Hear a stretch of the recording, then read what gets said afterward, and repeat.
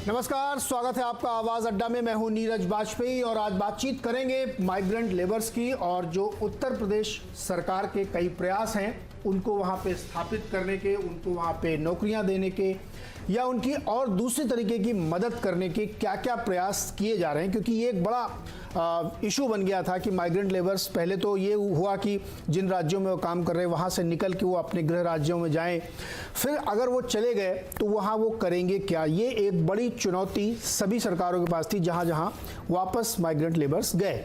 खासतौर पे उत्तर प्रदेश सरकार की मैं बात इसलिए कर रहा हूँ क्योंकि वहाँ बहुत सारे प्रयास का ऐलान किया गया, सरकार ने एक कमीशन बनाया और तरह तरह की बहुत सारी प्रयास किए गए।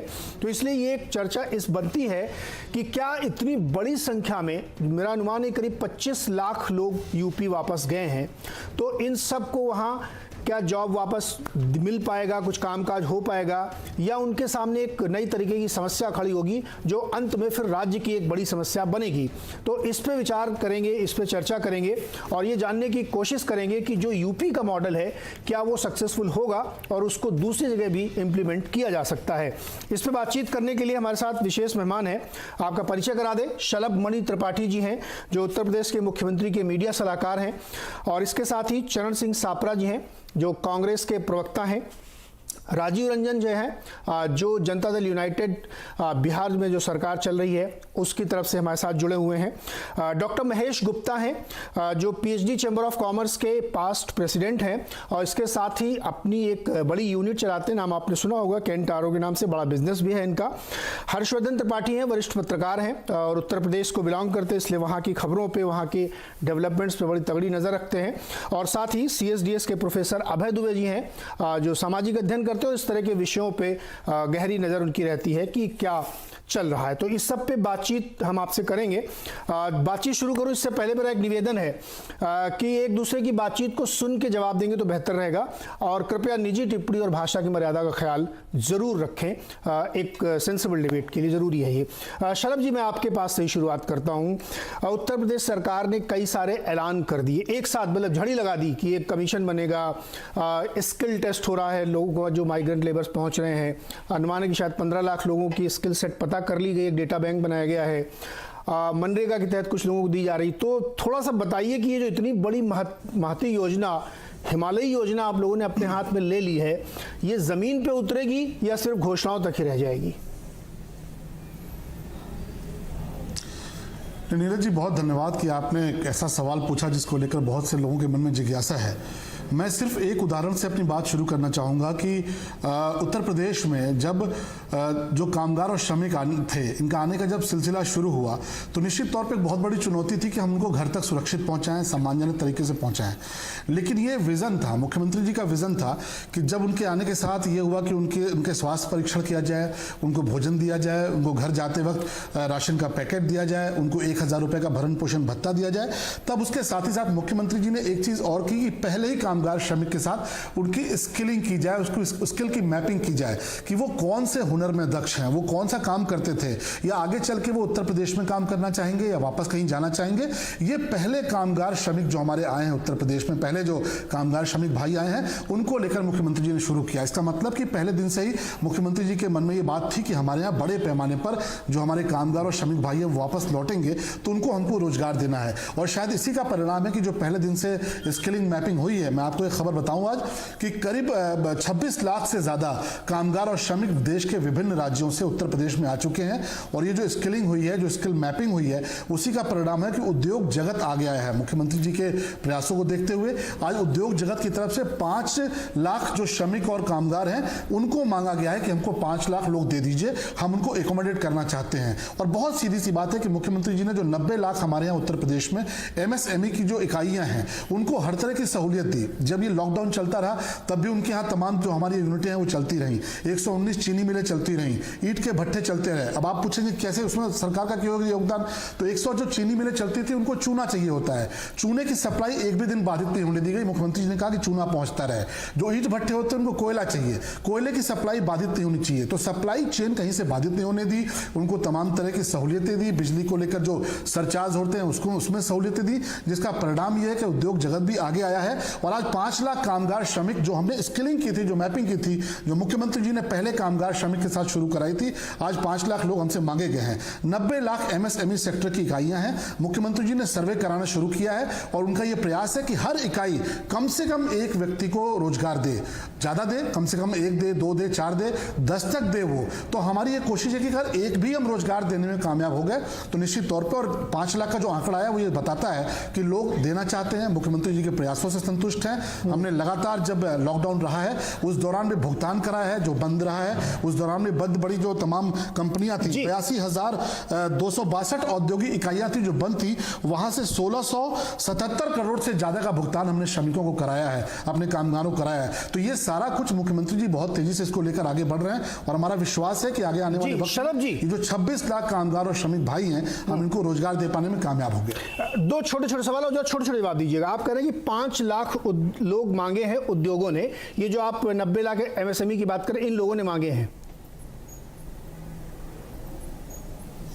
जी बिल्कुल, ये जो एमएसएमई सेक्टर की हमारी 90 लाख इकाइयां हैं, उनका एक पूरा ग्रुप है, उसने हमारे मुख्यमंत्री जी से संपर्क किया और कहा कि आपने जो स्किलिंग कराई है, हमने डाटा जारी किया कि इतने हमारे पास प्लम्बर हैं, इतने इलेक्ट्रीशियन हैं, इतने टेक्नीशियन हैं, एक पूरा आंकड़ा जारी हो चुका है 16 लाख लोगों का। तो उन्होंने कहा इसमें जो स्किल लोग हैं कुछ हमको स्किल दे दीजिए, कुछ जो ऐसे लोग हैं जो स्किल नहीं है वो भी दे दीजिए, और जो स्किल नहीं है उनको हम ट्रेन करने की भी व्यवस्था करेंगे। तो 5 लाख लोग डिमांड की है उद्योग जगत ने उत्तर प्रदेश सरकार से, और उसका एमओयू साइन भी हो गया है। ठीक है, एमओयू साइन हो गया, बहुत अच्छी बात है। और एक और क्लैरिफिकेशन दे दीजिए, ये उन एग्जिस्टिंग एम्प्लॉयज के अलावा है जो उनमें पहले से काम कर रहे हैं, ऐसा नहीं वो घर में बैठे दुनिया को वापस बुला ले रहे हैं? बिल्कुल आपकी बात, नहीं बिल्कुल आपकी बात सही, जो पहले से कार्य कर रहे हैं उनके अलावा है। और ये जो हमने आंकड़ा बनाया जो स्किल मैपिंग कर रहे हैं वो वही लोग हैं जो बाहर से आए हैं, लेकिन हमारी कोशिश है कि बड़े पैमाने पे जो 26 लाख की संख्या आई है उसको एकोमोडेट करें। मुख्यमंत्री जी ने और सारे काम किए, अगर आप मुझे वक्त देंगे तो मैं उसके बाद दोबारा आऊंगा। एक और छोटा 10 सेकंड का जवाब, ये जो 5 लाख लोग हैं इनको कब तक एम्प्लॉयमेंट मिल जाएगा? नहीं, इसकी प्रक्रिया शुरू हो चुकी है। जैसा कि मैंने आपको बताया कि देखिए मनरेगा के तहत ये सवाल तब भी आया था जब लोग आए थे, और मनरेगा के तहत आज हम 30 लाख से ज्यादा लोगों को रोज रोजगार दे रहे हैं। रोज जो कहीं तालाब बन रहा है, कहीं सड़क बन रहा है, गांव-गांव में 4 लाख 5 लाख का बजट चल गया, तो 30 लाख लोग हमारे यहाँ मनरेगा से ऑलरेडी जुड़ चुके हैं। लेकिन इस 30 लाख में बाहर से आए हुए लोग भी हैं जो हमारे राज्य के थे, और जो स्थानीय लोग थे वह भी थे। तो 30 लाख लोग तो रोज पा रहे हैं। ये 5 लाख की भी जो संख्या है बहुत जल्दी इनको रोजगारों के साथ जोड़ दिया जाएगा, क्योंकि एमओयू साइन हो चुका है। जो थोड़ा बहुत काम टाइम लगे वही वक्त लगेगा इसमें। ठीक है, राजीव रंजन जी, बिहार में भी कोई ऐसी प्रक्रिया, कोई ऐसी योजना आप लोग कर रहे हैं कि इतनी बड़ी संख्या में जो लोग पहुंच रहे हैं उनको रीएस्टैब्लिश करेंगे, उनको रिहैबिलिटेट करेंगे? देखिए, हमारे यहाँ तो स्किल मैपिंग अब तक तो हो ही रहा था, डेटा भी हम लोगों का तैयार होना शुरू हो गया है, और अब तक आने वाले ज़्यादातर लोगों के डेटाबेस हमारे पास तैयार हैं। सक्सेस स्टोरीज दिखनी भी शुरू हो गई हैं। पूर्णिया में 2000 स्किल मैपिंग के जरिए टेलरिंग का काम जानने वाले लोगों को 3 प्लाई मास्क बनाने का काम दिया गया, और 600 से 800 रुपये प्रतिदिन वो कमा रहे हैं। ऐसी अनेक स्टोरीज आपको राज्य के अलग अलग हिस्सों में अब दिखने लगेंगी। अब जो हमारे यहाँ ग्राम परिवहन योजना है, जिसके जरिए हमारे जो ड्राइवर्स देश के अलग अलग महानगरों में काम कर रहे थे, शहरों में काम कर रहे थे, वो यहाँ आए और आकर के अपनी गाड़ी खुद, जो ई वाहन उनको मिलेगा उसके वो स्वामी होंगे, और तमाम अनुदान से लेकर के जो सुविधाएं उनको दी जाएंगी, और वो ग्रामीण परिवहन को सुदृढ़ बनाने का काम करेंगे। जल जीवन, हरियाली, मनरेगा और इसके साथ साथ सिंचाई को लेकर के ज्यादा से ज्यादा प्रवासी मजदूरों को लगाए जाने की योजना शुरू हो गई है, और 5 लाख से ज्यादा लोगों को काम मिल चुका है बिहार में। अब एक जो बड़ी कोशिश हमारी है, अलग अलग राज्यों में औद्योगिक घरानों से बात हो रही है, नई इंडस्ट्रियल पॉलिसी 2 या 3 दिन में हम लोगों की सामने आ रही है। और जिस तरह से बिहार में एक लंबे समय तक बिहार को कई तरह की चीजें विरासत में मिली हैं, मैं आपका केवल 30 सेकंड लेना चाहूंगा। जो अविभाजित बंगाल था, जिससे बिहार, उड़ीसा, झारखंड और बंगाल निकले, और मध्य प्रदेश और छत्तीसगढ़, ये राज्य सबसे ज्यादा फ्रेट इक्विलाइजेशन पॉलिसी से प्रभावित हुए, जो आज निश्चित तौर पर पलायन दूसरे राज्यों से हमारे यहाँ के कल कारखानों में हुआ होता, लेकिन इस एक पॉलिसी ने 1993 तक इस राज्य में जो भी संभावनाएं थी उनको ग्रहण लगाने का काम किया जी। और उसके बाद राज्य में जो हालात बने लालू जी के कार्यकाल के लंबे समय तक, उसके बाद उत्तरोत्तर पलायन के आंकड़े घटे 2005 के बाद, और इसकी पुष्टि अलग अलग राज्यों में लेबर ब्यूरो और एम्प्लॉयमेंट एक्सचेंज से भी कराई जा सकती है। लेकिन अभी जो लोग आ रहे हैं, हम ये मानते हैं कि राज्य की अर्थव्यवस्था के लिए वो एक टर्निंग पॉइंट बनने का समय है और कहीं ना कहीं संकट में ये एक अवसर है। बिहार ने ये महसूस किया है कि अगर हम अपने 25-30 लाख प्रवासी मजदूरों को अगर बिहार में समायोजित कर पाए और इसके रोडमैप पर हम काफी ईमानदारी और मुस्तैदी के साथ काम कर रहे हैं, तो राजीव रंजन जी, तस्वीर ठीक है, बिल्कुल जो आज है इससे उलट दिखेगी। छोटा छोटा जवाब दीजिए, पॉइंट ले लिया मैंने आपका। एक छोटा सवाल और आपसे जवाब लीजिए, उसके बाद मैं सापरा जी के पास जाता हूं।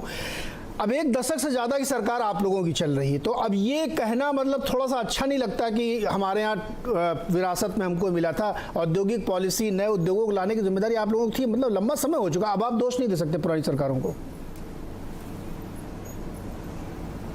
नहीं, मैंने ऐसा नहीं कहा कि पुरानी सरकारों को दोष देने से हमारी जिम्मेवारी खत्म हो जाएगी। हम अपनी जिम्मेवारी को समझते हैं और निश्चित तौर पर बिहार के जो हालात थे, शलभ मनी जी तो बिहार में एक पत्रकार के हैसियत से भी उन्होंने काम किया है। बिहार से जिस तरीके का पलायन उस दौर में हुआ है, आप इसकी कल्पना नहीं कर सकते हैं। यहाँ उद्योगपति रहने के लिए तैयार नहीं थे, यहाँ कामगार रहने के लिए तैयार नहीं थे, डॉक्टर्स रहने के लिए तैयार नहीं थे। तो आप सब कल्पना कर सकते हैं कि जब नीतीश कुमार जी राज्य के मुख्यमंत्री बने तो हालात संभालना बहुत आसान नहीं था। लेकिन मैंने कहा पलायन के आंकड़े उत्तरोत्तर घटते गए, लेकिन आज भी जब हम लोगों ने ऐप के जरिए जब पंजीकरण करना शुरू किया तो लगभग 28 से 29 लाख लोग देश के अलग अलग हिस्सों में उस ऐप के जरिए पंजीकृत हुए। जो नहीं पंजीकृत हुए उनकी भी एक संख्या हो सकती है। लेकिन हम लोगों को इस बार क्वारंटीन के लिए जो लोग भी आ रहे हैं या अलग अलग राज्यों से जो आ रहे हैं, उनके डोर टू डोर स्क्रीनिंग के साथ साथ हम स्किल मैपिंग से डेटाबेस को बेहतर बना रहे हैं, जिससे कि उनकी योग्यता, उनके हुनर के आधार पर उनको हम समायोजित करते चले जाएं। मजबूरी में ही सही, लेकिन कम से कम एक अच्छी शुरुआत आप लोग कर रहे हैं। मजबूरी में ही इसलिए कह रहा हूं क्योंकि इससे पहले तो नहीं सोचा था, मजबूरी हुई तो करा, लेकिन अच्छी शुरुआत है। सापरा जी, ये बताइए कि आप तो महाराष्ट्र में यहाँ की राजनीति करते हैं, जो लो कॉस्ट मॉडल इन 2 राज्यों ने अपना लिया, उन मजदूरों को बुलाया और उनको काम धंधा देने की कोशिश कर रहे हैं, तो ये तो यहाँ पे भी हो सकता था। यहाँ पे भी इनको 3 प्लाई मास्क बनाने के लिए काम पे लगाया जा सकता था, तो जाने क्यों दिया फिर? देखिए नीरज जी, सवाल ये है कि जिस तरह से एक अनप्लान्ड लॉकडाउन हुआ, आदरणीय प्रधानमंत्री जी ने कहा कि हम 21 दिन में कोरोना से जीत हासिल कर लेंगे। 1 लॉकडाउन, 2 लॉकडाउन, 3 और चौथा। तो ये जो हमारा श्रमिक है, जो मजदूर है, इनके मन में कोरोना का भय भी हो गया। जिस तरह से महाराष्ट्र राज्य के अंदर जो प्रमुख शहर है, मुंबई, पुणे, औरंगाबाद वगैरह, मालेगांव, ये शहरों के अंदर कोरोना जो है वो फैलता चला जा रहा है। तो कहीं ना कहीं ये जो मजदूर हैं, ये एक घर के अंदर, एक छोटे घर के अंदर मैं कहूंगा 8-8, 10-10, 15-15 लोग रहते हैं। वहां सोशल डिस्टेंस मेंटेन करने का कोई सवाल ही नहीं पैदा होता। तो इनके मन में डर आ गया कि अगर हमारे को कोरोना लग गया तो हमारी यहीं पर मौत हो जाएगी, हमारे परिवार का क्या होगा, बच्चों का क्या होगा, हमारा एक परिवार उत्तर प्रदेश या बिहार में भी है, उनका क्या होगा। तो ये जो भय था कोरोना का, और दूसरी बात ये कि लॉकडाउन जो अनप्लान था, इसकी वजह से पहले महीने में तो इनको सबको तनख्वाहें मिल गई, लेकिन दूसरे महीने में जब एमएसएमई बंद है, जब छोटे उद्योग बंद है, जब दुकानें बंद हैं, तो उन दुकानदारों ने या एमएसएमई ने शायद इनको जो सैलरी देनी थी वो देनी बंद कर दी। अब इन बेचारों के पास बहुत ज्यादा रिजर्व तो था नहीं, तो इसलिए इनके मन में ये विचार आए, और एक घर से भी प्रेशर था, जो इनका मूल घर है उत्तर प्रदेश या बिहार में, वहां से भी फोन आते कि वहां पर कोरोना बढ़ रहा है, आप वापस आ जाइए। तो मेरे ख्याल से एक तो कोरोना का डर और दूसरा एक लंबा लॉकडाउन होने से खाली जेब, ये 2 प्रमुख कारण थे कि इनको लगा कि अब हम अपने घर जाएं, जिएंगे भी अपने घर वालों के सापरा जी, तो ये डर आप लोगों को दूर करना चाहिए था ना, ये डर आप लोगों को दूर करना चाहिए था, सरकार को ये डर दूर करना चाहिए था। देखिए, ये डर दूर करने का पुरजोर प्रयास हुआ। इनको जो राशन चाहिए था वो राशन आज भी मिल रहा है, मुफ्त राशन दे रहे हैं। राज्य सरकार की तरफ से भी आया है, केंद्र सरकार की तरफ से भी आया। हाँ। इसके बाद में जैसे एक मैं खाली मुंबई का उदाहरण देता हूँ, महाराष्ट्र का नहीं, कि मुंबई के अंदर रोज 8 लाख लोगों का खाना बनता है, मजदूरों का, प्रवासियों का। महानगर पालिका रोज का 4 करोड़ रुपया उसके ऊपर खर्च करती है, फिर 2 बार खाना दिया जाता है। तो यहाँ की सरकार ने पुरजोर कोशिश की। लेकिन साबरा जी, दोबारा आपका थोड़ा ऑडियो भी गड़बड़ा रहा है सर, आपका ऑडियो थोड़ा गड़बड़ा रहा है। दोबारा आता हूं आपके पास। लेकिन डराने का काम भी सरकार नहीं किया। 25-20 दिन हुए थे और सरकार ने तत्काल ये कहना शुरू कर दिया कि भाई ट्रेनों को इंतजाम करो, इनको वापस भेजना है। तो डराने का काम भी सरकार ने ही किया है। दोनों चीजें आपका सर ऑडियो आ रहे सापरा जी, आपके ऑडियो में थोड़ी दिक्कत है, उसको सही कराते दोबारा आपके पास आते हैं। तब तक दूसरे मेहमानों के पास चलते हैं। मेरे साथ डॉक्टर महेश गुप्ता हैं, पीएचडी चैम्बर ऑफ कॉमर्स के प्रेसिडेंट रह चुके हैं। और पीएचडी चैम्बर्स एक छोटे छोटे उद्योगों का एक बड़ा संगठन है और वो स्वयं भी एक बड़े उद्यमी हैं। और उत्तर प्रदेश में भी मेरा अंदाजा काफ़ी बड़ा उनका कारोबार है। महेश गुप्ता जी, जो पहल यूपी गवर्नमेंट ने करी है, अभी मैं इस चर्चा को और आगे खोलता हूँ। वहाँ पे लेबर लॉस को भी अध्यादेश के जरिए खत्म किया गया है। 38 थे, उसमें से 35 को डन अवे किया गया है। आप लोगों को भविष्य में यूपी में व्यापार की कुछ संभावनाएं दिखती हैं? जो अब तक डर था वहाँ पे यूपी में कोई जाता नहीं था, वो कुछ अब बनता हुआ दिख रहा है योगी सरकार में? सबसे पहले मैं ये कहूँगा कि जो यूपी सरकार ने कदम उठाए बहुत सराहनीय कदम है। लेबर लॉस के हिसाब से सिंप्लीफाई करने के लिए मैं ये नहीं कह रहा कि लेबर के लॉ सस्पेंड करके लेबर के इंटरेस्ट में नहीं होंगे। हमको सबसे पहले समझना पड़ेगा लेबर एक एसेट है किसी भी एक औद्योगिक संस्थान की। जैसे पूंजी की जरूरत होती है ऐसी लेबर की जरूरत होती है। अब हम लोग लॉकडाउन से निकल रहे हैं, अभी भी हम लोगों को 100% लेबर नहीं मिल पा रही। क्यों? कि लेबर किसी भी डर की वजह से या ये देख के कि मेरे पास पूरी फैसिलिटी है नहीं है, वो यहाँ से मूव कर रही है। यहाँ पर ये चीज़ भी मैं कहना चाहूँगा, बहुत सारी लेबर जो कैजुअल लेबर होती है, कॉन्ट्रेक्चुअल लेबर होती है, उसको फैसिलिटी बहुत अच्छी नहीं मिलती। क्योंकि हमारी जितनी भी फैसिलिटीज़ हैं सिटीज़ के अंदर, वो स्ट्रेस्ड फैसिलिटीज़ हैं। एक आम नागरिक को तो सुविधा मिलती है, बट माइग्रेटरी लेबर को बहुत अच्छी सुविधा नहीं मिलती है और वो सिविक स्ट्रक्चर को इम्प्रूवमेंट करने की ज़रूरत है। तो वो ना होने की वजह से ये माइग्रेटरी लेबर चली जाती है यहाँ से। खाली वो इंटर स्टेट पलायन नहीं करती है, वो with in the state also different जगह से जाती है। हम नोएडा में हैं, हमारी लेबर यूपी की है, बट वो भी चली गई है। वो कोई 100 किलोमीटर दूर है, कोई 200 किलोमीटर दूर है, वो लोग अभी वापस नहीं आए हैं। तो इंडस्ट्री के लिए बड़ा चैलेंज है एक लेबर को। मैं समझता हूँ कि जो नए लॉज आएंगे, इन लॉस को एंटी लेबर नहीं समझना चाहिए, इनको दोनों के म्यूचुअल इंटरेस्ट में समझना चाहिए। क्योंकि अगर लेबर होगी तो इंडस्ट्री चल पाएगी, स्किलिंग हम लोग कर पाएंगे तो लेबर चल पाएगी। तो जो ये सराहनीय काम किया सरकार ने कि उनको नौकरी दिलाने का काम, उनको इंडस्ट्री को एक एसेट मिलेगी जिससे कि वो उसको चला पाएंगे और उनका ख्याल हम लोग रखेंगे और उनको भी एक प्लान, उनको भी एक जॉब सिक्योर होगी। तो ये एक अच्छी पहल है, मैं समझता हूँ। जी, हर्षवर्धन त्रिपाठी, उत्तर प्रदेश सरकार ने जो लेबर लॉस को दुरुस्त करने का काम किया, या बहुत सारी उसकी आलोचनाएं भी हो रही कि जो एकदम से ख़त्म कर दिए गए ये उनके हित में नहीं है, बहुत सारे ऐसे रूल्स ख़त्म कर दिए, केवल 3 बचे हैं, बाकी 35 हटा दिए 38 में से। तो एक ये आलोचना भी हो रही है। आपको लगता है कि इस वक्त पे जब आप बहुत मुसीबत में खड़े हैं और आप बहुत स्ट्रिंजेंट रूल बनाएंगे तो कोई व्यापार कैसे करेगा? तो ये आपको दिखता फ़ायदेमंद है या आपको लगता है कि नहीं यार ये रूल जो रिलैक्स किए गए हैं इससे दिक्कत आगे और बढ़ सकती है? नहीं नीरज जी, मैं तो इसके पक्ष में हूं कि श्रम सुधारों का किया जाना जरूरी है और मजदूरों के जो हित हैं उनकी नौकरी मिले और नौकरी मिलने के बाद वो सुरक्षित रहे। ये चिंता सरकारों को और उनकी जो नीतियां होंगी उसके जरिए करना होगा। असली समस्या समझने की है कि उत्तर प्रदेश में रोजगार के लिहाज से बहुत अच्छी स्थिति नहीं थी। आप इसको अगर ध्यान से देखें तो मैं बस एक परिदृश्य समझाता हूं कि जो सरकारी उद्योगों के छोटे छोटे इंडस्ट्रियल बेल्ट थे, जैसे मैं प्रयागराज का हूं तो मैं जानता हूं कि नैनी में जो औद्योगिक इलाका था जो हेमवती नंदन बहुगुणा के समय में हुआ, या फिर अलग अलग समय वीर बहादुर सिंह मुख्यमंत्री रहे तो उन्होंने गोरखपुर में कर दिया, गीडा से करके कुछ हो गया। बाद में फिर वो उन शहरों से निकलकर जो पारंपरिक थे वो जब खत्म होने लगे तो एक नई वेव आई, तो छोटे छोटे इंडस्ट्रियल एरिया बने, जैसे जौनपुर के पास सतहरिया करने की कोशिश की गई, लेकिन ज्यादातर अब असफल हो गए।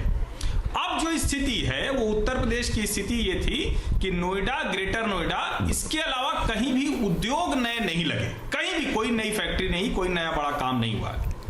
अभी जिस जगह हम खड़े हैं उसमें दो वजहें थी। एक तो कानून व्यवस्था की स्थिति बहुत खराब थी उत्तर प्रदेश में भी, और बिहार तो खैर बहुत ही खराब है, उसकी हम चर्चा नहीं करेंगे। भी राजू रंजन जी भी तस्वीर खींच रहे थे, उस पर मैं बाद में बात करूंगा।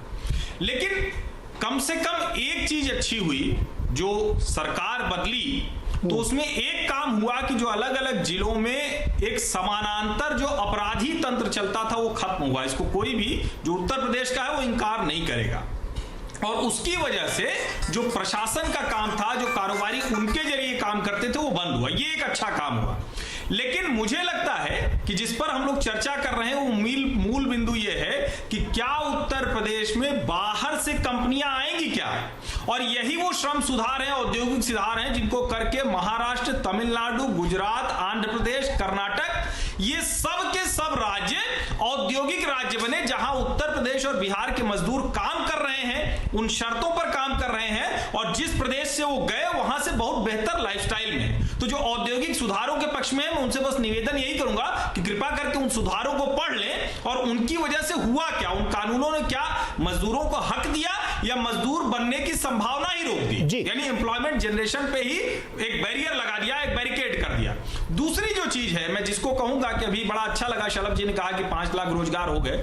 निश्चित तौर पर उत्तर प्रदेश की सरकार ने प्रोएक्टिवली बहुत काम किया है, लेकिन मुझे लगता है कि जब तक कुछ बड़े रोजगार नहीं आते हैं, जैसे हम सुनते हैं कि आगरा में जर्मन फुटवेयर ब्रांड आ रहा है, जैसे हम सुनते हैं कि यहां मोबाइल की कंपनियां आ रही हैं, जैसे अभी हमने सुना कि डिफेंस जो कॉरिडोर है उसको एक्सटेंशन कर दिया, 6 की बजाय 9 जिले गए, वो कितनी तेजी में जमीन पर आएंगी, मुझे लगता है कि वो उत्तर प्रदेश की तस्वीर बदलने वाला है। ये जो फौरी काम है कि 3 प्लाई मास्क बना देना, NSIC अभी 3 जगह कर रहा है, बुलंदशहर में, गाजियाबाद में, तो ये सब काम होंगे, लेकिन बड़े बदलाव तब होंगे वो 25 लाख अभी के और पहले वाले, क्योंकि उत्तर प्रदेश में ऐसा नहीं था पहले सबको रोजगार मिला हुआ, पहले बहुत सबको मिलाकर जब उनके लिए रोजगार दे पाएंगे, जब कुछ बिल्कुल जब बड़े जो फंडामेंटल चेंजेस हैं, बड़े उद्योग आएंगे, वो जब लोगों को रोजगार देंगे। और एक चीज पर मेरी खास नजर है कि वो हर्बल इंडस्ट्री वो उत्तर प्रदेश डेवलप कर पाएगा या सिर्फ ऐलान तक रहे। नहीं, ऐसे बहुत सारे सवाल हैं हर्ष, अभी इसको लेता हूं मैं, संक्षेप में बात करूंगा। जब तो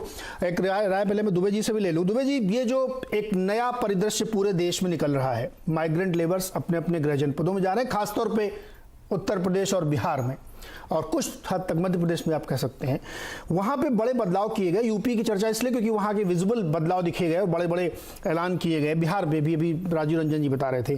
क्या आपको एक बड़ा संस्थागत बदलाव दिख रहा है? ये मैं इस संदर्भ में कह रहा हूं कि अभी सापरा जी से मैं जब ये पूछूंगा कि यहाँ के सरकार ने धरती पुत्र को नौकरी जॉब ग्रैब करने का आह्वान किया है, उसको इस संदर्भ में रखना चाहिए। दुबे जी। देखिए, शलभ जी ने उत्तर प्रदेश के मॉडल का जो वर्णन किया है, मैं ये मानता हूं कि अगर उसमें उत्तर प्रदेश सरकार को 25% भी कामयाबी मिल गई, अगर 25% भी कामयाबी मिल गई तो वो अपने आप में बहुत ही अनूठा मॉडल होगा, और हम सब लोग योगी जी के मुरीद हो जाएंगे अगर उसमें 25% कामयाबी मिल गई। क्योंकि मैंने कम से कम आज तक नहीं देखा, मैं ये नहीं कह रहा हूं कामयाब नहीं होंगे, मैं तो एक संभावना बता रहा हूं, 25% कामयाबी बहुत बड़ी कामयाबी होगी। मैंने आज तक नहीं सुना है कहीं भी, अगर आपने सुना हो तो आप बताइए, और हमारे साथियों ने सुना हो तो वो बताएं कि सरकारें बाजार को श्रम शक्ति सप्लाई करने का काम कर रही हैं। सरकारें एम्प्लॉयमेंट एक्सचेंज बनाती हैं जहां पर श्रम शक्ति का रजिस्ट्रेशन होता है, ये तो होता है, लेकिन सरकारें बाकायदा बाजार के साथ में मेमोरेंडम ऑफ अंडरस्टैंडिंग कर रही हैं कि वो उनको मजदूर सप्लाई करेंगी या कर्मचारी सप्लाई करेंगी, जो कर्मचारी विभिन्न स्तरों पर कुशल या अकुशल होंगे। तो ये एक बहुत ही अनूठा और अद्भुत मॉडल है। मैं इस मॉडल की मैं कहूंगा कि इस मॉडल को मेरे ऐसे लोगों को बहुत ध्यान से देखना चाहिए, इसकी ऊपर नजर रखनी चाहिए और इसकी बड़ी अच्छी स्टडी करनी चाहिए। क्योंकि अगर ये मॉडल कामयाब हो जाता है उत्तर प्रदेश में, आंशिक रूप से ही कामयाब हो जाता है, तो ये तो बहुत हिंदुस्तान की बहुत सारी समस्याओं को हल कर देगा जी। और दूसरे प्रदेश भी इससे बहुत बड़ा सबक सीखेंगे। तो मुझे ताज्जुब भी है इसके अंदर कि आखिरकार उत्तर प्रदेश की सरकार जो है किसी खास उद्योग के साथ में एमओयू करेगी, उद्योगपतियों के किसी संगठन के साथ एमओयू करेगी, कौन उससे मजदूरों की मांग करेगा, फिर उन मजदूरों का चुनाव कैसे होगा कि उन उद्योगों में उनको भेजा जाए, ये सारी प्रक्रियाएं कैसे चलेंगी, क्या होगा, इनका पूरा मोडस ऑपरेंडाई क्या होगा, इन तमाम चीजों पे अगर रोशनी डाली जाए तो कुछ हम लोग इस मॉडल को और ज्यादा गहराई से समझ पाएंगे। शलभ जी, इसमें रोशनी डालिए और जरा संक्षेप में डालिएगा, थोड़ा ज्यादा बातचीत करनी है, छोटे छोटे जवाब दीजिए। बताइए, जो कई सारे सवाल पूछे हैं। नहीं, बिल्कुल देखिए, एमएसएमई सेक्टर की जो कंपनियां हैं, जो श्रम कानूनों को लेकर जो बदलाव हुआ, पहली बात तो वो बदलाव जो है वो श्रमिकों कामगारों के हित में है। 15,000 मिनिमम सैलरी आपको देनी पड़ेगी, साथ ही साथ काम के घंटे डिफाइंड हैं, और जो नए रोजगार हैं, मतलब जो जिनको नई एम्प्लॉयमेंट मिल रहा है, उनके लिए कानून लागू होगा। तो निश्चित तौर पर बहुत बड़ी संख्या में जो औद्योगिक इकाइयाँ हैं, इस बात से काफ़ी खुश हैं कि नहीं, सरकार ने एक प्रैक्टिकल अप्रोच निकाला है जिसमें श्रमिकों का भी फायदा है और कंपनीज का भी फायदा है कि उनको भी रोजगार मिलेगा और कंपनी को भी बहुत सारे जो कानूनी मकड़जाल थे उनसे मुक्ति मिलेगी, जो एक तरह के बहुत पुराने कानून हो चुके थे। मैं आपको सिर्फ 2 उदाहरण दूंगा। उत्तर प्रदेश में योगी आदित्यनाथ जी की सरकार ने 31,938 महिला स्वयं सहायता समूहों को 218 करोड़ का जो रिवॉल्विंग फंड है वो एक क्लिक पर उपलब्ध कराया। और मुझे बताते खुशी हो रही है कि लखीमपुर में, सिद्धार्थनगर में, इन 2 जिलों में हमारी जो बहनें हैं जो स्वयं सहायता समूह चलाती हैं, वो आज की तारीख में पीपीई किट बना रही हैं। छोटे छोटे समूह हैं जिनके यहाँ ये फंड गया है। साथ ही साथ एक बहुत बड़ा बदलाव किया, जो कानून जो विषय है, जो सब्जेक्ट हैं, उनमें आखिरी वर्ष में स्टार्टअप को कोर्स के तौर पर मुख्यमंत्री जी ने कहा है कि उसको जोड़ा जाए और 15 करोड़ की जो सिडबी है उसको 15 करोड़ की हमने पहली किस्त दे दी, क्योंकि सिडबी के साथ एमओयू किया है कि स्टार्टअप में जो लोग लगाना चाहेंगे आप उनको सस्ते दर पर लोन देंगे और 15 करोड़ की पहली किस्त दे भी दी गई है। तीसरी बात जो आपने पूछा कि ये 5 लाख का कैसे किया है, तो जो एमएसएमई सेक्टर की जो इकाइयां हैं उनका एक समूह है, उस समूह ने जो स्किल मैपिंग का जो हमारे पास डाटा था 16 लाख लोगों का, 26 लाख लोग आ चुके हैं, 16 लाख का डाटा तैयार है, उनके बीच भेज दिया गया। उसके आधार पर उन्होंने दिया कि हमें इतने लोग चाहिए, जिसमें इतने स्किल्ड चाहिए, इतने अनस्किल्ड चाहिए। उनका ये कहना है कि जो स्किल्ड नहीं है उनको भी हम उनमें से कुछ को अप्रेंटिस कराएंगे, अप्रेंटिस का पैसा कुछ सरकार दे दे, कुछ हम लोग दे देंगे। इसको लेकर एक एमओयू साइन हुआ है और ये पूरे औद्योगिक समूहों की तरफ से किया गया है। तो निश्चित तौर पर यह बहुत तेजी से प्रक्रिया चल रही है और पहला जो मैंने कहा कि पहला जो कामगार है, श्रमिक भाई आया था, उस दिन से मुख्यमंत्री जी ने तय किया था कि उनको यहां पर हम रोजगार देने का काम करेंगे। उसी का परिणाम है कि इस तरह के परिणाम देखने को मिल रहे हैं। जहां तक बात है कि ये बात हर्षवर्धन जी की बिल्कुल सही है कि उत्तर प्रदेश में रोजगार बिल्कुल जो तमाम फैक्ट्रीज थी बंद हो चुकी थी। मैं सिर्फ 2 उदाहरण आपको दूंगा। आपने सुना होगा 1 डिस्ट्रिक्ट 1 उत्पाद, ODOP। हाँ। जो उत्तर प्रदेश का हर जिला था वो किसी न किसी खूबी के चलते जाना जाता था, पूरी तौर पर खत्म हो चुका था। उसके पीछे मैं बोलूंगा तो पॉलिटिक्स होगी, उसमें अपराध था, यहां पर अपराधियों को फोन आते थे, उनसे फिरौती वसूली जाती थी। लेकिन योगी आदित्यनाथ जी के कमान संभालने के बाद से मैं दावा करता हूं कि एक भी व्यापारी को उत्तर प्रदेश में आज तक फिरौती के लिए फोन नहीं आया। तो भदोही का कालीन कारोबार भी खड़ा होने लगा, गोरखपुर का जो पॉटरी का उद्योग था वो भी खड़ा होने लगा। शलभ जी, ये जो उद्योग जो छोटे छोटे जिलों के थे वो खड़े होने लगे। ये जो आपने पॉइंट रखा ना, इस पर मैं आना चाह रहा था। दरअसल ये एक बड़ी योजना थी जो घोषणा हो गई, उसके बाद वो ठंडे बस्ते में चली गई। और मैं आपको जानकारी के लिए बता रहा हूं, आप इसको चेक करिएगा कि जो आप लोगों ने 1 डिस्ट्रिक्ट 1 प्रोडक्ट का एक डेटाबेस तैयार किया ना, उसमें कुछ एनोमलीज भी हैं। जैसे जरूरी नहीं कि 70 डिस्ट्रिक्ट में अलग अलग प्रोडक्ट बनते हों। मैं उदाहरण के तौर पे अपने जिले का ही बता सकता हूं, वहां पे लकड़ी की नक्काशी का किया गया, वहां लकड़ी नक्काशी काम ही नहीं होता। तो ये किस अधिकारी ने बैठ के वहां पे लिख दिया कि रायबरेली में लकड़ी की नक्काशी का काम होता है? ये एनोमलीज भी हैं उसमें। देखिए, नहीं, आपकी बात से मैं सहमत हूं, लेकिन उसकी भी एक समीक्षा हुई है, समय समय पर समीक्षा हुई है। मैं आपको एक उदाहरण दे रहा हूं। मुख्यमंत्री जी जब यहां से गए, रशिया की यात्रा पर गए थे, सारे मुख्यमंत्री वहां पर गए थे, तो हमारे यहां से कुछ कलाकृतियां लेकर वहां पर गए थे, वहां पर जाकर उन्होंने तोहफे के तौर पर दी थी। और उसके बाद वहां से डिमांड आई कि हम इसको खरीदना चाहते हैं, बाकायदे यहां से एक्सपोर्ट होकर गया। तो ऐसा नहीं है कि नहीं हो रहा। मैं आपको एक और उदाहरण देना चाहता हूं। गोरखपुर में फर्टिलाइजर का कारखाना था और हम लोग बहुत छोटे थे जब वो फर्टिलाइजर का कारखाना बंद हुआ और बहुत से परिवार सड़कों पर आ गए, लोगों ने आंदोलन किया, लेकिन कोई सुनवाई नहीं हुई। आप पता कीजिए, गोरखपुर का फर्टिलाइजर कारखाना तेजी से शुरू भी चलो, बड़ा सवाल, वहां पर भर्तियां शुरू हो चुकी। बड़ा सवाल जो हर्षवर्धन ने उठाया है, नहीं ये सब देखिए, एम्स तो बहुत जगरावली भी बहुत बड़ा एम्स बन रहा है। बड़ा सवाल जो हर्षवर्धन ने उठाया है, उसी पे मैं चर्चा को ले जाना चाह रहा हूं कि देखिए, बड़ा बदलाव तब होगा जो बड़े काम होंगे, यानी बड़ी इंडस्ट्रीज आएंगी वहां पे। ये तो ठीक है, पीपी किट बना लो, मास्क बना लो, ये सब टेम्परेरी काम है। कुछ समय बाद जब नहीं रहेगा कोरोना तो पीपी की जरूरत नहीं पड़ेगी। क्या हम मतलब यूपी सरकार इस बात के लिए प्रयास कर रही है कि बड़े उद्योगों को ला सके? देखिए, एक आप लोगों ने इन्वेस्टमेंट समिट की थी, मुझे नहीं पता कि उसमें कितना धरातल पे उतरा, लेकिन अब वक्त आ गया है कि आप वो करके दिखाएं, जमीन पे उतारें। बड़े उद्योग यूपी में जाएं और सिर्फ नोएडा में नहीं, आगे बढ़ें, उससे आगे जाएं, वो सेंट्रल यूपी की तरफ बढ़ें, ईस्टर्न यूपी में जाएं, तब तो ये सस्टेनेबल मॉडल आपका होगा। अदरवाइज ये एक फौरी तौर पर एक तत्कालिक व्यवस्था टाइप की दिखेगी डॉक।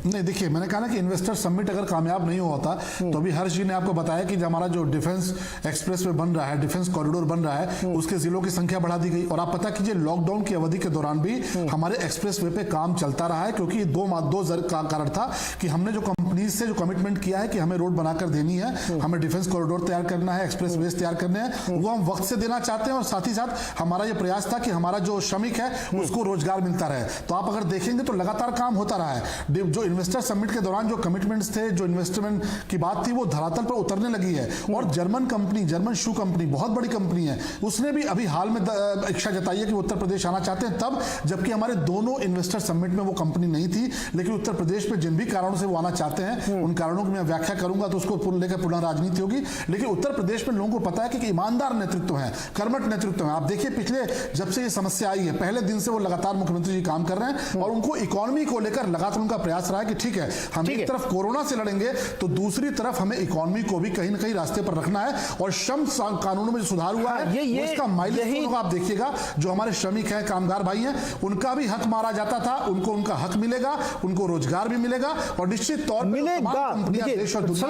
उत्तर प्रदेश की तरफ आना चाहेंगे। आपसे काफी बात हो गई मेरी, मैं इस बात से मैं संतुष्ट हूं कि चलिए आपने बता दिया कि हमने कुछ चीजें की, हमको मानना पड़ेगा कि आपने 5 लाख लोगों के लिए एमओयू साइन करके व्यवस्था कर दी।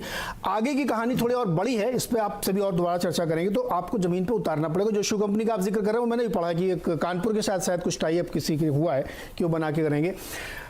सापरा जी, जो आपके यहाँ की एक आलोचना है महाराष्ट्र में कि ये कहा गया कि आप भूमिपुत्र लोग आए और ये सब नौकरियां ले लें जो खाली हुई माइग्रेंट की वजह से, तो आप ये एक्सपेक्ट करके चल रहे हैं कि वो लोग वापस नहीं आएंगे कभी? नहीं, ऐसे कोई बात नहीं है। मुझे नहीं लगता ऐसे कोई जिम्मेवार नेता ने इस तरह की बात करी है। मैं आपको बताऊं कि ये जो गए भी हैं, इसमें से अधिकतर लोग वापस भी आएंगे, क्योंकि इनकी यहाँ पर नौकरियां अभी है। ये केवल डर की वजह से अपने गांव गए हैं। मेरे ख्याल से 3 या 4 महीने से ज्यादा वहां रहेंगे और अधिकतर लोग वापस आएंगे। और अगर उत्तर प्रदेश की सरकार उनका इंतजाम वहां पर अच्छा कर रही, उनको अच्छी नौकरी अगर वहां मिलती है तो वहां रहना चाहे तो वो स्वतंत्र है। लेकिन महाराष्ट्र जो ऑलरेडी इंडस्ट्रियलाइज्ड है, मुझे नहीं लगता कि यहाँ पर अगर कोई कमी भी लगती है कि मजदूर कम है या श्रमिक जो टैलेंटेड कम है, मेरे ख्याल से वो और आ जाएंगे। और 12 करोड़ आबादी महाराष्ट्र राज्य की है, जिसके अंदर तमाम सारी बिजनेस सेंटर है, इंडस्ट्रियलाइज्ड सारी प्रोविजन यहाँ पर है। तो मुझे नहीं लगता कि महाराष्ट्र राज्य को कोई बहुत बड़ी तकलीफ इसमें आने वाली है। हमारी इंडस्ट्रियल पॉलिसी में भी हमको सुधार कुछ करने पड़ेंगे, जिसके ऊपर सरकार जो है महाविकास आघाड़ी की, उनकी आज की मीटिंग जो हुई है उद्धव ठाकरे जी के यहाँ पर, उसमें भी बहुत चर्चा हुई है। अभी अभय दुबे जी कह रहे थे ना, दरअसल वही संदर्भ था इसमें कि जो स्किल्ड लेबर है ना वो बहुत कम है और जो है उसका कोई डेटाबेस नहीं है। बीच बीच में उद्योग जगत की CII, PhD चैम्बर्स, इन सब की मांग उठती थी कि सरकार इंडस्ट्री के साथ मिलके वो प्रोफेशनल कोर्स चलाए जिनकी ज़रूरत है। और ऐसा लंबे समय से था, लेकिन वो शायद धरातल पर नहीं हो पा रहा था। यही बात दुबे जी कह रहे थे कि ऐसा कोई व्यवस्था है क्या कि इंडस्ट्री कहे कि मुझे 20 कारपेंटर चाहिए या 10 दूसरे तरह के लोग चाहिए। आपको ऐसा लगता है कि महाराष्ट्र में एकदम से स्किल्ड लोग आ जाएंगे, ये एक दिक्कत होगी? दुबे जी, आप कुछ कहना चाह रहे थे, बताइए। देखिए, मैं ये कहना चाहता था कि सरकार के पास कुशल लोगों का एक डेटा बैंक हो, सरकार उसकी मैपिंग करे और उद्योग उन आंकड़ों को सरकार से मांगे। इतनी बात तक तो मुझे व्यवहारिक रूप से समझ में आती है। ये जो सरकार और उद्योग का आपसी समायोजन है, ये बिल्कुल ठीक है, होना ही चाहिए। अगर अभी तक नहीं हो रहा था तो उसको किया जाना चाहिए। लेकिन इसके आगे सरकार की भूमिका अगर श्रम शक्ति सप्लाई करने वाली एजेंसी की बन जाएगी तो मुझे लगता है कि औद्योगिकरण के जितने मॉडल्स की हम लोगों को जानकारी है, ये उसके अलावा एक नया मॉडल होगा। मैं ये नहीं कह रहा हूं ये गलत होगा कि अच्छा होगा, ये तो अभी पता ही नहीं है हमें कि इसका असर क्या पड़ेगा। इसका असर तो सामने जब किया जाएगा तब आएगा। अभी तो केवल दावे के तौर पे हम लोगों के सामने है। तो मैं अभी तक यही समझ नहीं पाया हूं कि एमओयू क्या हो रहा है, ये एमओयू किस बात के लिए हो रहा है। और एमओयू एक अलग किस्म की चीज होती है ना, इसके साथ तो एक उसके साथ एक इंडस्ट्रियल एक्शन निहित है एमओयू में। तो एमओयू किस तरह का है? अगर सरकार को डेटा देना है एमएसएमई को तो सरकार डेटा दे दे, उसमें कोई दिक्कत ही नहीं है। लेकिन क्या डेटा देने के लिए एमओयू हो रहा है या किस चीज के लिए? शलभ जी बताइए, एमओयू किस बात के लिए? डेटा देने का एमओयू या नौकरी का एमओयू, क्या है ये? शलभ जी। नहीं, एमओयू ये नौकरी का हो रहा है भाई। ये एमओयू जो हुआ है ये उत्तर प्रदेश सरकार के बीच में और एमएसएमई सेक्टर की जो इकाइयां हैं उनका जो समूह है उसके बीच में हुआ है। हमने जो डेटा बैंक तैयार किया है करीब 16 लाख लोगों का तैयार हो चुका है, जिसमें हमारे पास स्किल्ड लोग भी हैं जो डिफरेंट सेक्टर्स हैं। कोई प्लम्बर है, कोई इलेक्ट्रीशियन है, कोई टेक्नीशियन है, कोई सॉफ्टवेयर का जानकार है। तो उसको लेकर एक एमओयू साइन हुआ है कि हमारे इतने लोगों को आप इन इकाइयों में नौकरी देंगे। वो एक समूह है, एमएसएमई सेक्टर की जो कंपनीज हैं उनका एक समूह है। हमारे यहाँ के जो प्रिंसिपल सेक्रेटरी एमएसएमई के नवनीत सहगल, उन दोनों के बीच में करार हुआ है कि इन 5 लाख लोगों को अगले आप 1 महीने के अंदर एकोमोडेट करेंगे, इनको सैलरी प्रोवाइड करना शुरू कर देंगे। जो हमारे श्रम कानून जो बने हैं उसके मुताबिक इनको सैलरी मिलेगी। इनको आप 15,000 रुपए से कम तनख्वाह नहीं देंगे। जो स्किल्ड लोग हैं उनको आप बाकी बेनिफिट्स देंगे, उनको बीमा की सुरक्षा देंगे, उनको जो दुर्घटना बीमा होता है वह भी देंगे। इन सारी चीजों को लेकर एक एमओयू हुआ। और आप जो कह रहे हैं कि ये बात सही है, मैं आपकी इस बात से सहमत हूं कि एक तरह से हम जॉब प्रोवाइडर भी बनना चाहते हैं। कोई उसमें दिक्कत नहीं है, हमें कोई संकोच नहीं है, क्योंकि हमारा जो श्रमिक है उसकी जो हालत हुई है उसको देखते हुए हमें इस बात को लेकर पीड़ा है कि नहीं साहब, अगर वो उत्तर प्रदेश में रह के काम करना चाहता है तो कोई भी उसका शोषण नहीं करे, कोई भी कंपनी, कोई भी समूह, कोई भी उसका शोषण नहीं करे, उसको उसका अधिकार मिले। ऐसा ना हो कि बहुत बड़ी संख्या में यहाँ पर आए हैं तो कोई बोले कि नहीं साहब हम 5,000 में काम करेंगे। तो एक तरफ हम कंपनीज को लेकर बहुत आकर्षक बातें कर रहे हैं जी, आप बहुत आकर्षक बातें कर रहे हैं। मैं ये जानना चाहता हूं क्या सरकार ने एमएसएमई संगठन को 5 लाख मजदूरों के नाम दे दिए हैं कि इन मजदूरों को आपको नौकरी देनी है? देखिए मेमोरेंडम ये कल अभी एमओयू साइन हुआ है, मैंने आपसे कहा ना कि कल साइन हुआ है। और अगर आप मुझसे नाम मांगेंगे तो 5 लाख लोगों का नाम तो मैं तत्काल नहीं दे सकता, लेकिन 5 लाख लोगों की जरूरत है इन कंपनीज को, इन औद्योगिक इकाइयों को। इस बात के लिए मैं आपको आश्वस्त करता हूं 200% जी जी जी जी जी इसके लिए मैं आश्वस्त कर रहा हूं कि 5 लाख लोगों की जरूरत है। ये खुद कहा है, यूनिट्स ने कहा है कि हाँ साहब हम 5 लाख हम चाहते हैं, आप दीजिए हमें 5 लाख लोगों की संख्या दीजिए। उसमें स्किल्ड भी होंगे, जो नहीं स्किल्ड होंगे उनमें कुछ लोगों को हम अप्रेंटिस पे रखेंगे, उनको अप्रेंटिस का कुछ भत्ता। ठीक है, एक लिस्ट की जरूरत है। शरद जी ठीक है, पॉइंट अगेन इंडस्ट्रीज एक लिस्ट दे दी गई कि भाई हमको 20 प्लम्बर चाहिए। 20 प्लम्बर कौन से होंगे? उत्साहित हैं। एक आखिरी बात, इंडस्ट्रीज इस बात से उत्साहित हैं, इंडस्ट्रीज इस बात से उत्साहित हैं कि उत्तर प्रदेश की सरकार ने इस बात जो मकड़ जाल था, कानूनों का मकड़ जाल था, जिसमें कभी श्रमिकों का फायदा नहीं हुआ। हमेशा ट्रेड यूनियंस आती थी, दुनिया भर के तमाशे करती थी, उनका अपना फायदा नुकसान जो रहा, लेकिन श्रमिक का फायदा कभी नहीं हुआ। पहली बार ऐसा हुआ कि उत्तर प्रदेश सरकार ने इस तरह का बदलाव किया। ठीक है, डॉक्टर गुप्ता जी हैं। गुप्ता जी, ये जो यूपी सरकार का आइडिया है, इसलिए चलो ये हो गया। डॉक्टर गुप्ता, जो यूपी सरकार का ये आइडिया है कि एमएसएमई को वो लेबर, स्किल्ड लेबर प्रोवाइड कर देंगे, अनस्किल्ड भी प्रोवाइड कर देंगे, और वो ये आइडिया आपको जम रहा है? देखिए स्थिति यही है, जो हम मजदूर जो रिक्वायरमेंट होती है वो स्किल का मजदूर हमको मिलता नहीं है। मैं अपनी कंपनी की बात कर दूं, हम हमेशा ये देखते रहते हैं हमें अच्छे टेक्नीशियन मिल जाएं जो घरों घरों में जाके हमारे वाटर प्यूरिफायर रिपेयर कर लें। हमेशा शॉर्टेज रहती है हम लोगों को। Yes. तो हम हमेशा देखते रहते हैं कहाँ कहाँ डिफरेंट जगह पे लोगों को मिल जाएंगे। लोगों को रिक्रूट करते हैं, उनको ट्रेनिंग करते हैं, फिर भी वो पूरे नहीं हो पाते हैं। तो इस तरह से अगर सरकार हमें वो लोगों को प्रोवाइड कराएगी जो थोड़े बहुत स्किल्ड हैं, हफ्ते 10 दिन में हम लोग उनको ट्रेन कर दें, तो हमारे लिए बहुत बेनिफिशियल हो गया ये काम। परफेक्ट। और सरकार, मैं फिर दोबारा इस बात को दोहराना चाहूँगा कि जो श्रमिक है वो एक ऑर्गेनाइजेशन की एसेट है। जिस तरह से पूंजी एक एसेट है, इसी तरह से श्रमिक एसेट है। और अगर हमारे पास रिक्वायरमेंट है, हमारी ग्रोथ होगी, जिस तरह की यूपी उत्तर प्रदेश में दिख रही है ग्रोथ आ रही है, क्योंकि माहौल अच्छा हुआ है। हम देख रहे हैं कि बहुत सारे इंडस्ट्रियल एरिया अच्छी तरह से बन रहे हैं, बाहर की कंपनी आ रही हैं। एक बड़ी कंपनी ज़्यादा मजदूरों को ना ले, बट एक बड़ी कंपनी आती है तो 1000 MSME कंपनी उसकी खड़ी हो जाती है। करेक्ट। क्योंकि वो रॉ मटेरियल उसके जो इन बिटवीन पार्ट होते हैं वो सप्लाई करती हैं। और वो MSME खाली शहरों में नहीं होती, वो MSME कस्बों तक में जाती हैं। जी। तो मजदूर को जहाँ पे वो रहता है उसी जगह पे उसको रोजगार मिलने का 100 किलोमीटर दूर, 50 किलोमीटर दूर रोजगार मिलने का चांस बनता है। तो मजदूर सोचता है अपने घर में रहते रहेंगे, 50 किलोमीटर सुबह जाएंगे, शाम को आ जाएंगे। तो ऐसी संभावनाएं बनने की पूरी उम्मीद जी, है। बिल्कुल। गुप्ता जी, मुझे यहाँ पे एक को बुला के उनसे जी, मुझे एक छोटा सा ब्रेक लेना है यहाँ पे। शरद जी, आप ध्यान दीजिएगा, गुप्ता जी ने आपके लिए बहुत बड़ी बात कही है कि अगर आप बड़ा उद्योग कोई लगाएंगे तो उसके साथ 25 एंसिलरी यूनिट लगेंगी और उसमें छोटे छोटे लोगों को रोजगार मिलेगा। आप ध्यान रखिएगा। मैं ब्रेक से लौट के आऊंगा तो बिहार पर फोकस करूंगा राजीव रंजन जी से और हर्षवर्धन और साथ ही सापरा जी के साथ। ये एक और बड़ा मेरा महत्वपूर्ण सवाल है। ब्रेक के बाद लौट के आता है, इस चर्चा उसको कंटिन्यू करते हैं।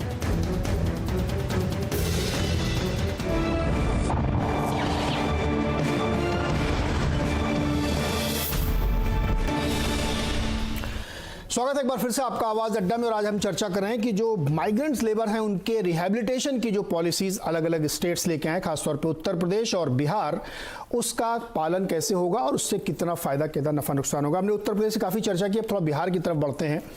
राजीव रंजन जी, जो सवाल यूपी पे लागू होता वही आपके यहाँ भी, और आपकी स्थिति थोड़ा सा और खराब कह सकता हूँ मैं। और बिहार के बारे में ये कहा था कि ब्रेन ड्रेन बहुत होता है, जो आदमी बहुत पढ़ लिख लेता, बड़ा शार्प हो जाता, वो बिहार में रहना नहीं चाहता, वो बाहर निकल जाता है। तो उसकी वजह से भी एक बड़ी दिक्कत हुई है। लेकिन ट्रेडिशनली बहुत कानून व्यवस्था की दिक्कतें थी और इंडस्ट्री वहाँ जम नहीं पाई। जो जमी हुई थी वो या तो झारखंड की तरफ चली गई या फिर नई आई नहीं।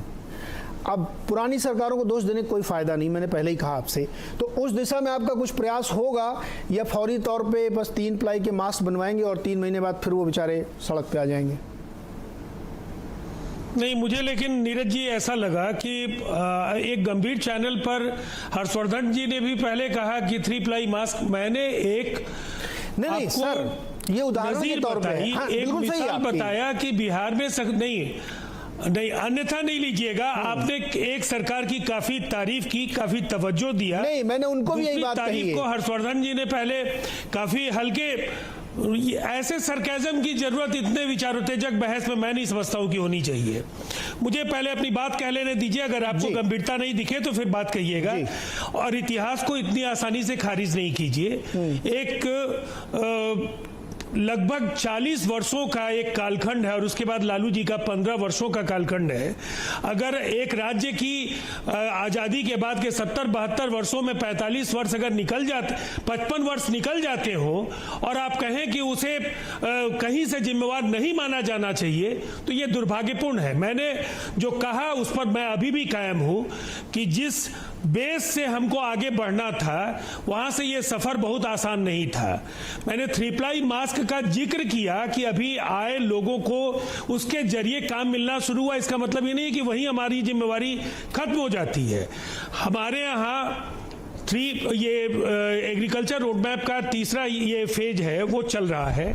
ग्रामीण अर्थव्यवस्था में 6000 करोड़ रुपए का निवेश राज्य सरकार ने उसकी स्वीकृति दे दी है। और साथ ही साथ जो किसानों की फसल को लेकर के इन तमाम चीजों का, अगर आप जीडीपी बिजनेस चैनल है, मैं कह सकता हूं कि प्राइमरी हो, सेकेंडरी हो, टर्शियरी सेक्टर हो, इन सबों में गुंजाइश है और वहां समायोजन होगा, तभी बेहतर रफ्तार के साथ एक राज्य आगे बढ़ पाएगा। आज प्रधानमंत्री जी का ऐलान है और हमारी कोशिशें उस ऐलान के पहले से जो शुरू हुई है, दोनों को अगर हम देखें तो मखाना की ब्रांडिंग को लेकर हमारी सरकार ने काफी मेहनत करना शुरू किया है और 90% मखाना का उत्पादन बिहार में होता है। शाही लीची को पूरी दुनिया जानती है। आज एग्रो बेस्ड इंडस्ट्रीज के लिए बिहार में जमीन तैयार है। बड़े इंडस्ट्रीज के लिए बिहार में लैंडलॉक्ड स्टेट होने की वजह से कुछ कठिनाइयां आई और पहले निश्चित तौर पर लॉ एंड ऑर्डर की जो तस्वीर थी, लोग आना नहीं चाहते थे बिहार में, इसलिए कि यहां उद्योगपतियों का अपहरण हो रहा था। तो आज जो परिस्थितियां, हमारा रोड मैप बिल्कुल साफ है। हम स्किल मैपिंग कर रहे हैं, डेटा बेस तैयार हो रहा है, उसके अनुरूप जिसके अंदर जो क्षमता है, अगर वो गाड़ी चलाना जानता है तो ग्राम परिवहन योजना में उसको हम ले जाएंगे।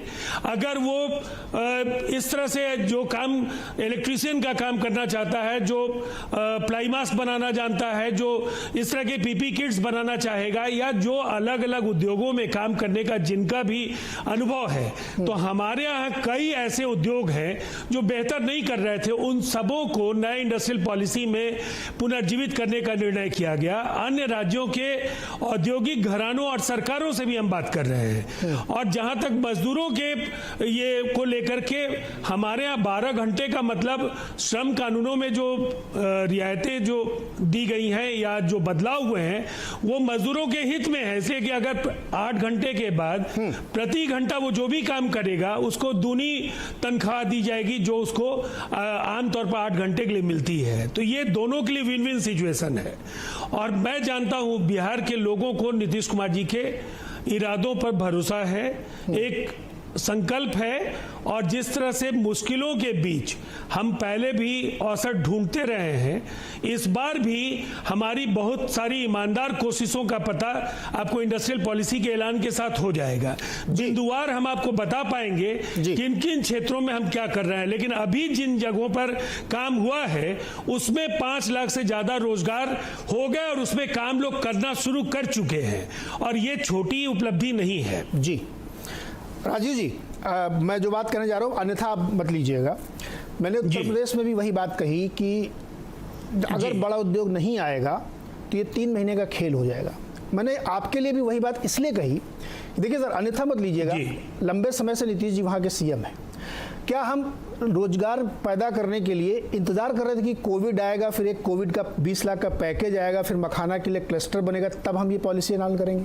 मेरा बात कहने की समझ, आप सुलझे हुए आदमी, आप बात समझेंगे।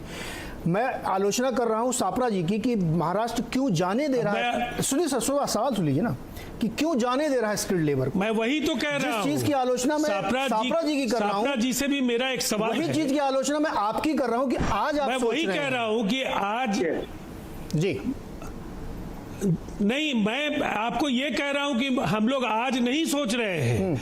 एग्रीकल्चर के लिए डेडिकेटेड कॉरिडोर बनाना, उसके लिए ग्रिड बनाना, और ये एग्रीकल्चर का जो रोड मैप का जो तीसरा जो ये चरण है, इसमें हमारे जो कई ऐसे फसल हैं जिसका उत्पादन, रिकॉर्ड उत्पादन हम कर रहे हैं। हर राज्य को कुछ चीजों का नुकसान होता है तो कुछ उसके सकारात्मक पहलू भी हैं। हमारे यहाँ ग्राउंड वाटर का जो रिजर्व है और जो हमारे ये सॉइल की जो फर्टिलिटी है वो ज्यादातर राज्यों से बेहतर है। हम उनको भी देख रहे हैं। एक लैंडलॉक्ड स्टेट होने की वजह से जो बड़े भूखंड के प्रबंधन को लेकर के दुश्वारियां हैं, हम वहां भी देख रहे हैं। लेकिन जो औद्योगिक घराने बिहार में आएंगे उनको हर तरह की सहूलियत, चाहे वो पॉल्यूशन का ये क्लियरेंस हो या जो उनको इंडस्ट्रियल एरियाज में लैंड का सवाल हो, उन तमाम सवालों पर राज्य सरकार उनके साथ सहयोग करेगी जी। और हमारे पास जब एक पूल तैयार होगा, उससे हम मजदूरों का नाम उनको दे पाएंगे, अलग अलग ट्रेड में जो स्किल्ड हमारे मजदूर होंगे।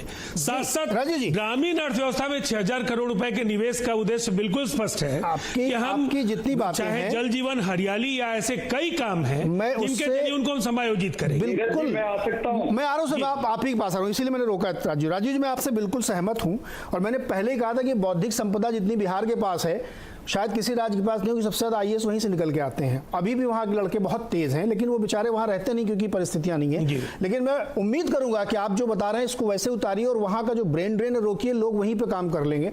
सापरा जी, आपके साथ आ रहा हूँ, आप जो बोलना बोलिएगा, लेकिन एक सवाल और ले लीजिए छोटा सा। अभी जो गुप्ता जी ने एक बात कही ना, बड़ी गंभीर है कि छोटे छोटे स्किल्ड लेबर जो है ना मिलते नहीं हैं।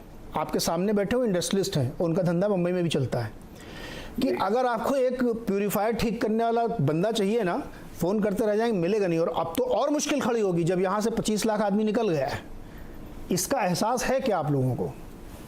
देखिए नीरज जी, एहसास सभी चीजों का है, लेकिन मैं आपको बता दूं कि आप महाराष्ट्र का जो इंडस्ट्रियलाइजेशन हुआ है इतने वर्षों से, इतने सालों से आजादी के बाद में जो कांग्रेस पार्टी की लगातार यहाँ पर सरकारें रही है, और जो जिस हिसाब से इंडस्ट्रियलाइजेशन महाराष्ट्र में हुआ उसको आप उत्तर प्रदेश और बिहार के साथ में कंपेयर कतई नहीं कर सकते। वो औद्योगिकीकरण वहां पर अभी शुरू हुआ है। यहाँ पर इतनी अपॉर्चुनिटी है, यहाँ पर ऑटो इंडस्ट्री बड़े पैमाने पर है, उसी तरह से कंस्ट्रक्शन इंडस्ट्री बड़े पैमाने पर है, इंजीनियरिंग इंडस्ट्री बड़े पैमाने पर है, टेक्सटाइल इंडस्ट्री है, ऐसे वैरायटी है हमारे पास में।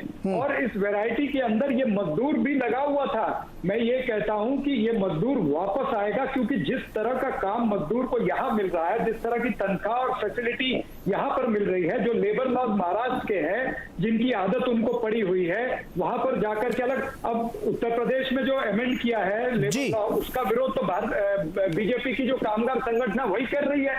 तो महाराष्ट्र को आप कंपेयर नहीं कर सकते उत्तर प्रदेश और बिहार के साथ में उद्योग के मामले में, ये मैं कहना चाहता हूं। क्योंकि देखिए अंग्रेजी में कहते हैं don't compare Apple with oranges, तो ये वही बात है। साफरा जी, अपनी एक इंडस्ट्री की गरिमा है। आपने बहुत बढ़िया बात कही, मैं इस हर्षवर्धन के पास जाना चाह रहा हूं, लेकिन एक जो आपने बात कही बहुत सही बात कही, बस इसमें एक पहले तो उत्तर प्रदेश में कैपिटल लाना पड़ेगा ना। हाँ बिल्कुल, अरे वो तो लाना ही पड़ेगा। आप कह रहे थे कि बड़ी इंडस्ट्री आनी पड़ेगी, यहाँ तो ऑलरेडी इंडस्ट्री है।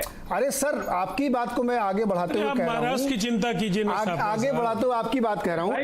अभी साफरा जी ने ये कहा। नीरज जी 10 सेकंड, नीरज जी 10 सेकंड मुझे और दे लीजिए 10 सेकंड सर, 10 सेकंड ज्यादा नहीं प्लीज। हाँ देखिए, नहीं तब तो 15 सेकंड मुझे भी दे दीजिए। अरे नहीं, ऐसे करें तो विचारधारा का जो असर है वो सरकार के फैसलों में दिख रहा है, और भूमिपुत्र का मामला साफरा साहब की पार्टी चुपचाप देख रही थी। ये एक दबाव बनाने की कोशिश हुई, और ये जो पलायन हुआ है इसे राजीव रंजन, हाँ साफरा जी 10 सेकंड भाई, 10 सेकंड प्लीज। राजीव रंजन इतने अच्छे प्रवक्ता होके क्यों बौखला रहे हो? प्लीज 10 सेकंड साफरा जी अपनी बात रखिए, 10 सेकंड, मेरे पास समय नहीं जाता। मैं मात्र इतना ही कहना चाहता हूँ, ये जितनी रोजी पिक्चर दिखा रहे हैं बिहार और उत्तर प्रदेश की, बिहार में चुनाव 3-4 महीने पे खड़े हैं और उत्तर प्रदेश में 1.5 साल में खड़े हैं। चुनाव हो जाए उसके बाद में देखना क्या। सर साफरा जी चुनाव पे मत जाइए, अरे चुनाव पे मत जाइए सर। अभी एक बात आपने कही साफरा जी, ये चुनावी बातें अभी सुनिए, नहीं किसी ने, हर्षवर्धन की बात जाऊंगा, मैं हर्षवर्धन की बात जा रहा हूँ। राजीव जी प्लीज नहीं, कि बिहार और उत्तर प्रदेश के सवाल को न खाना दे, सवाल हर्षवर्धन से है, समय नहीं मेरे पास। राजनीति मत करिए, नहीं इनके भूमि पुत्रों को वही मैं कह रहा हूँ। देखिए विचारधारा राजीव रंजन जी और साफरा जी, भाई मैं फिर ऑडियो डाउन करूंगा, आप लोग सुन नहीं रहे। भुगतना पड़ा है। ये जो अभी साफरा जी ने इतना बड़ा ज्ञान दिया, मैं इस पर संदर्भ के साथ कहना चाह रहा हूँ। हर्षवर्धन आपसे सवाल है, मेरा हर्षवर्धन से सवाल है। अभी साफरा जी ने जब ओपनिंग कमेंट किया तो एक बड़ी अच्छी बात कही थी कि यहां से लोग डर के चले गए हैं। याद है ना साफरा जी आपको? हाँ बिल्कुल। तो लौट के आएंगे तो वो डर खत्म हो जाएगा क्या? क्या आप 25,000 रुपए सैलरी देंगे, मेरी जान का खतरा देंगे तो मैं वापस आ जाऊंगा? सर जान है तो जहान है। आपने उस व्यक्ति को जाने दिया सिर्फ ये डर की वजह से, और आप ये उम्मीद करें वापस आ जाएगा। चलिए हर्षवर्धन आपके पास आता हूँ, आप अपनी बात को कंट्राडिक्ट कर रहे हैं साफरा जी। जिसको आप डर दिखा रहे हैं वही डर वो फिर आ जाए 10,000 रुपए के लिए। नीरज जी 2 मिनट मुझे भी दीजिएगा जरा। सर मैं 2 मिनट से 30 सेकंड। हर्षवर्धन जल्दी हर्षवर्धन आजीवन रहेगा। हर्षवर्धन पहले पूरी होने दीजिए। जी हर्षवर्धन कंप्लीट करिए फटाफट। आजीवन रहेगा जी। ये कोरोना खत्म नहीं होने वाला है। हर्षवर्धन आपको आवाज नहीं आ रही। सलभ जी आप बोले। सलभ जी 30 सेकंड सर, समय बिल्कुल नहीं मेरे पास, 30 सेकंड। देखिए नीरज जी, मैं तो सिर्फ इतना कहूंगा कि मैं कांग्रेस के जो साथी उनको सुन रहा था, उन्होंने बड़े गर्व से ये बताया कि इंडस्ट्रीज बंद थी तो तनख्वाह नहीं मिल पाई। साहब इंडस्ट्रीज पूरे देश में बंद थी, लेकिन इंडस्ट्रीज की तनख्वाह केवल उत्तर प्रदेश और बिहार के लोगों के लिए नहीं मिल पाई। आपने इंडस्ट्रीज के मन में वो विश्वास पैदा नहीं किया, आप उनके दिल में विश्वास नहीं जीत पाए। और हम तो कह रहे हैं उत्तर प्रदेश में आप पता कीजिए जितनी इंडस्ट्रीज बंद रही है लॉकडाउन के दौरान, दौरान 100% उनका भुगतान हुआ है। आपकी पुलिस ने महाराष्ट्र में ट्रकों में भर भर कर उत्तर प्रदेश और बिहार के लोगों को भेजा। बाकायदे इसके वीडियो दिखाए टीवी चैनल्स ने कि आपकी पुलिस कहती थी कि आओ ट्रकों पर चढ़ो, और आप 3-3 हजार रुपए वसूलते थे। तो आपको तो इस बात के लिए माफी मांगनी चाहिए गरीबों से, उत्तर प्रदेश और बिहार के मजदूरों से, कि आपने 3-3 हजार रुपए उनसे लिए, उनके मन में डर पैदा किया, उनको वहां से भगाया, और आज आप बड़ी बड़ी बातें कर रहे हैं। सबसे बड़ी जो बात है कि मैं आपको एक बात बताना चाहता हूं कि उत्तर प्रदेश और बिहार का जो कामगार है वो आपकी अर्थव्यवस्था की रीढ़ है, अर्थव्यवस्था की धुरी है, और आपने जो बर्ताव किया उत्तर। शलभ जी मेरे पास समय खत्म हो गया है। शलभ जी आपको माफ नहीं। शलभ जी समय खत्म है, 30 सेकंड दुबे जी के लिए। शलभ जी प्लीज समय खत्म हो गया, मैं दोबारा डिबेट करूंगा एक दिन और 1 घंटे की। 30 सेकंड दुबे जी आपके लिए, और उसके बाद 30 सेकंड मुझे भी तो चाहिए कुछ बोलने के लिए। दुबे जी 30 सेकंड आपके लिए प्लीज। देखिए, मेरी निगाह तो शलभ जी ने जो कहा है उसमें मुझे बहुत दिलचस्पी है। हाँ। मेरी निगाह उत्तर प्रदेश के मॉडल के ऊपर है और मैं इसका अध्ययन भी करना चाहूंगा, और अगर इसके अध्ययन के लिए कोई प्रोजेक्ट भी चलाना हो तो चलाने के लिए मैं तैयार हूं, क्योंकि ये एक ऐसा मॉडल है अगर ये उत्तर प्रदेश में आंशिक रूप से भी कामयाब होता है तो इसमें देश की बहुत सारी समस्याएं हल होंगी, लेकिन ये इसमें बहुत सारे किंतु परंतु हैं, इस बात का ध्यान रखना चाहिए। बिल्कुल, दुबे जी ने बहुत अच्छी बात कही, देखिए वो कंट्रीब्यूशन के लिए भी तैयार है अपने सहयोग के लिए। मेरे पास समय एकदम खत्म हो गया, 10-20 सेकंड मैं भी ले लेता हूं। राजीव रंजन जी आप सुनिएगा, आपके लिए बात बोल रहा हूं मैंने 5-6 साल 7 साल पहले मुंबई में एक रैली हुई थी नीतीश कुमार जी की, वो मैं उसको कवर करने गया था एज ए रिपोर्टर। वहाँ पे नीतीश जी ने एक बहुत अच्छी बात कही थी जो मेरे दिल को टच कर गई थी, मैं आपको सुना देता हूँ वो बात। उस समय बड़ा ये मामला चल रहा था कि बिहारियों को हटाओ, यूपी वालों को हटाओ, तो उन्होंने एक बात कही कि बिहारी किसी पे बोझ नहीं है, वो तो स्वयं किसी का बोझा ढोता है, यानी वो खुद जिम्मेदारी लेता है आपके काम की। तो ये बात बहुत अच्छी है और मैं उम्मीद करूंगा कि यूपी और बिहार मिसाल कायम करेंगे, नज़ीर पैदा करेंगे। इसी शुभकामनाओं के साथ बहुत बहुत शुक्रिया आपका जुड़ने के लिए। और ये विषय भी खत्म नहीं हुआ है, इस पर और आगे चर्चाएं करेंगे, लेकिन आज के लिए इतना ही। बहुत बहुत धन्यवाद। देखते रहिए CNBC आवाज़।